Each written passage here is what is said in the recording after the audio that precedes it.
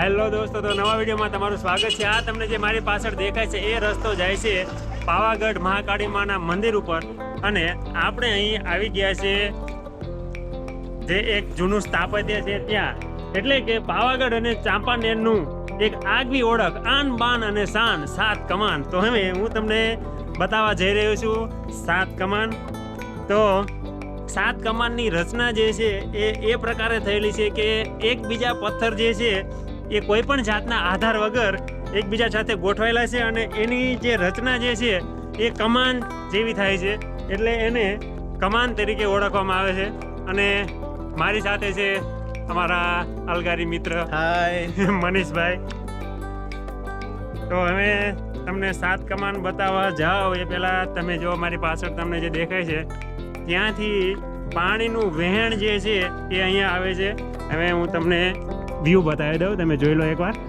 આ જે છે આપણે સામેથી આવ્યા છીએ, અને આ એક કિલ્લા ટાઈપનું છે, અને અહીંયાથી પાણીનું વહેણ જે આવે છે એ ચોમાસાની અંદર અહીં વરસાદ ખૂબ વધારે પ્રમાણમાં પડે છે ત્યારે પાણીનો પ્રવાહ જે છે એ અહીંયા વધારે હોય છે, એટલે આ પાણી સીધું અહીંયા તમને જે આ દેખાય છે ત્યાં થઈ અને સીધો ધોધ રૂપે નીચે નદીને મળે છે। તો પહેલાં આપણે એ જોવા જઈએ, પછી તમને 7 કમાન બતાવું। સૌથી પહેલાં આ તમે જોઈ લો, આ જે રચના જે છે એ ઘસમસતો પ્રવાહ જ્યારે ઉપર પાણીનો આવે તો એને રસ્તો બનાવવા માટે, એને રસ્તો આપવા માટે અહીંથી આખી એક કેનાલ ટાઈપનું બનાવેલું છે। અને આ જે સ્થાપત્ય છે એ વર્ષો જૂનું છે, અને હાલમાં તમે જુઓ તો ખાલી એક થાંભલાનો ટેકો આપેલો છે, પણ એમ કાંઈ પડી જાય નહીં। અત્યારની જેમ આપણે કાંઈ તકલાદી વસ્તુ નથી બનતી એ જે તે સમયે। આ જે છે એની રચના છે, તમે જોઈ શકો છો। આ મોટા મોટા પથ્થરોને એકબીજા ઉપર ગોઠવી અને બનાવવામાં આવ્યું છે। અહીંથી તમે આ જે તે સમયની આ એક લિપિ છે, તમે 1525 વર્ષ આવું બધું લખેલું છે, પણ આ કઈ લિપિમાં લખેલું છે એ કંઈ ખાસ આઈડિયા નથી આવતો, પણ આ એના વિશેનો જે છે એ ઉલ્લેખ કરેલો છે। અને આ જે આખો રસ્તો જે જાય છે એ આમાં તમે વિચાર કરો, ચોમાસાની અંદર કેટલું બધું પાણી આવતું હોય છે, અને આ તમે જે જોઈ શકો છો આ ઘોડાઓ છે, જો આ ટોપના ઘોડાઓ છે, જે તે સમયે હુમલાઓ કરતા, બાકીના રાજાઓ જે હુમલાઓ કરે તો આગળથી અગાઉથી ખબર પડી જાય ગુપ્તચરો દ્વારા, તો અહીંથી એમના ઉપર હુમલાઓ કરવામાં આવતા, એટલે આવા મોટા મોટા પથ્થરો જે છે એ ટોપમાં ભરી અને એમના ઉપર મારો ચલાવવામાં આવતો। તો અહીંયા તમે જોઈ શકો છો, આ એક બીજો એવો પથ્થર છે, અને આ જે છે એ એવો છે પણ એના 2 ભાગ થઈ ગયેલા છે। અને તમને આગળનો વ્યૂ બતાવું, મારી પાછળ આવો।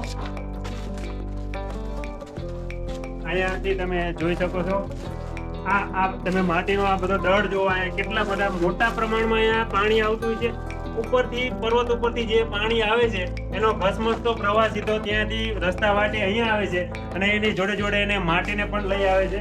અને અહીંયાથી તમે જોઈ શકો છો કે આ જે વિસ્તાર છે બહુ ઓછી જગ્યા છે, આમ આગળથી પાણી ફૂલ આવે એટલે અહીંયા આવતા એ ફંટાઈ જાય, અને અહીંયાથી સીધું આગળ તમને હું બતાવવાની ટ્રાય કરું છું। નીચે સીધું જંગલ છે, ખીણ છે, ત્યાં નીચે પડ્યા તો આપણે પૂરું થઈ જાય, પણ હું તમને એનો વ્યૂ બતાવું। તો આવો ચલો મારી પાસે।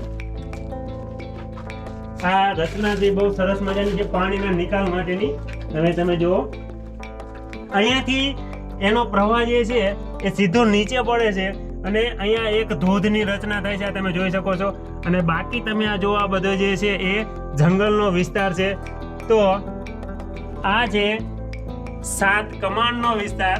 અહીંયાથી જ્યારે અહીંનો જે વ્યૂ છે એ ચોમાસાની અંદર 1 નંબર હોય, પણ અત્યારે આપણે આવ્યા છે ખરા ઉનાળે, એટલે એમ કહેવાય કે પાણી તો છે નહીં, પણ આની રચના આપણે જોઈ શકીએ છીએ। બાકી ચોમાસામાં ઉપરથી તમે નજર કરો તો અહીંથી પાણીનો જે ધોધ છે એ નીચે પડે, અને એક નયનરમ્ય કહેવાય ને એક કુદરતી નજારો તમને જોવા મળે।